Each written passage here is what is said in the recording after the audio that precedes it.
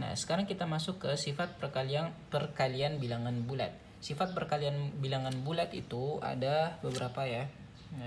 Ustadz akan bahas 3 saja. Yang pertama adalah sifat sama kemarin, sifat penjumlahan. Yang pertama sifat komutatif. Sifat komutatif. Sifat komutatif. Nah, sifat komutatif itu biasa disebut dengan sifat pertukaran. Pertukaran. Misalnya nomor 1 example 2 dikali 3 itu sama dengan 6. Kita bisa tukar nih perkaliannya. Jadi 3-nya boleh di depan, itu akan menghasilkan berapa? 6 juga. Jadi dia menghasilkan 6 juga. Itu disebut sifat komutatif.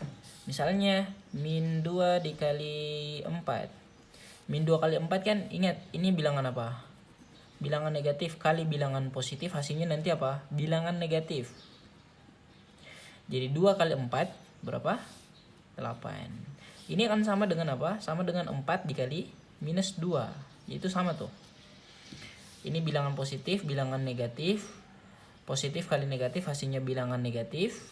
4 kali 2, 8. Seperti itu. Oke, sifat yang kedua adalah sifat asosiatif.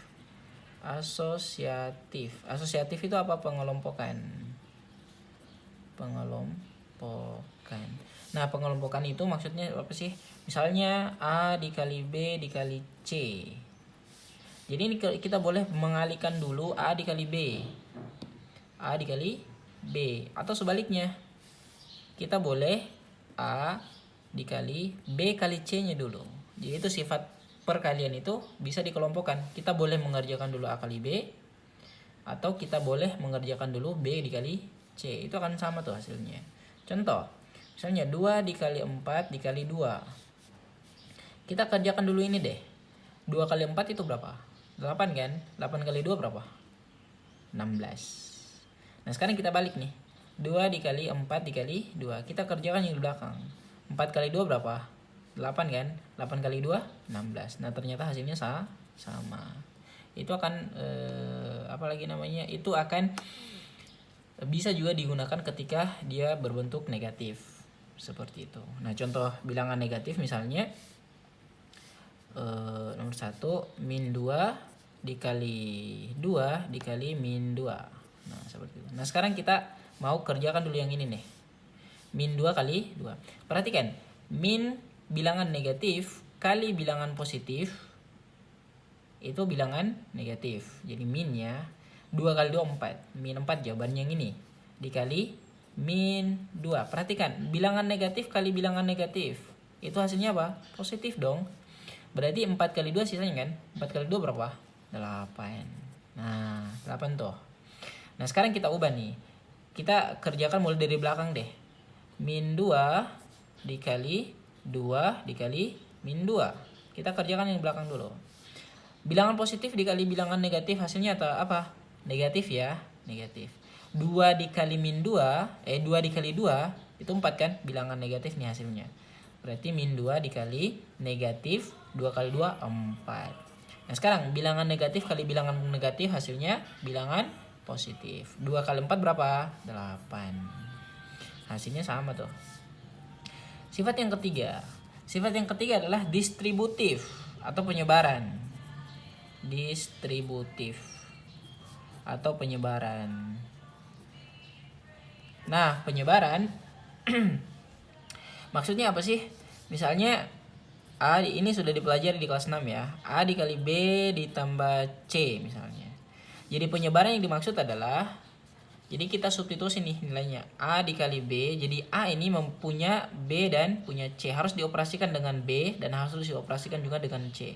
Maka dia A kali B berapa? AB ditambah A kali C apa? AC. Contohnya misalnya apa? 2 dikali 5 ditambah 2. Nah, kalau kita kerja biasa, yang mana dikerja duluan? Ini yang di dalam kurung kan? 5 tambah 2 berapa? 7. 2 kali 7, 14. Atau 2 dikali 7 sama dengan 14. Tapi ketika kita menggunakan sifat distributif, maka kita boleh mengerjakan bagaimana? Caranya seperti ini nih. 2 kali 5 berapa?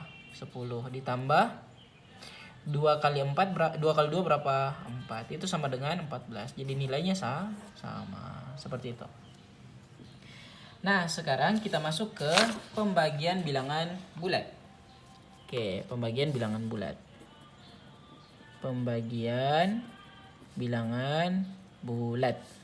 Oke, pembagian bilangan bulat itu yang harus diperhatikan adalah sifat-sifatnya. Yang keempat tadi. Yang pertama, bilangan negatif dibagi bilangan positif. Nah, atau kita simbolkan ya dengan ini, bilangan negatif kali bilangan positif hasilnya negatif, sama dengan perkalian tadi. Yang kedua, bilangan positif dibagi bilangan negatif hasilnya negatif juga.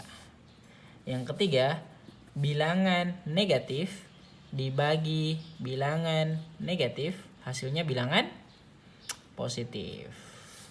Dan yang terakhir, yang paling mudah, bilangan positif dibagi bilangan positif hasilnya bilangan positif. Example deh, kita contoh. Misalnya min 8 bagi 2. Ini bilangan apa? Yang di atas kan bilangan negatif ya. Di bawah bilangan apa? Bilangan positif. Negatif bagi positif, mana nih? Cari nih. Nomor pertama nih. Negatif bagi positif hasilnya apa? Negatif. Dan nanti pasti hasilnya negatif nih. Nah, tinggal kita lihat angkanya. 8 dibagi 2 berapa? 4. Jadi hasilnya adalah negatif 4. Jadi boleh menggunakan cara seperti ini supaya kita mudah memahami nih. Tinggal lihat petunjuknya di sini. Tapi harus dihafal ya. Seperti itu. Misalnya di soal nomor berapa nih? Kita mau cari. Nah, ini nih. Soal nomor nomor 3 bagian C, halaman 25. Halaman 25 nomor 3C. Misalnya min 26 bagi 2. Di atasnya negatif, di bawahnya apa? Positif. Hasilnya nanti apa? Negatif bagi positif, negatif bagi positif, hasilnya adalah negatif. Berarti dia negatif. Tinggal kita hitung nih, 26 bagi 2. 2 bagi 2 1, 2 turun 6. 6 bagi 2 berapa? 3. Hasilnya adalah 13 nih. 60. Berarti hasilnya adalah min 13. Seperti itu. Oke. Mungkin itu saja pembelajaran kali ini. Insya Allah sebentar Ustadz akan kasih tugas ya, supaya mempermantap lagi pembelajaran matematika kali ini. Oke, assalamualaikum warahmatullahi wabarakatuh.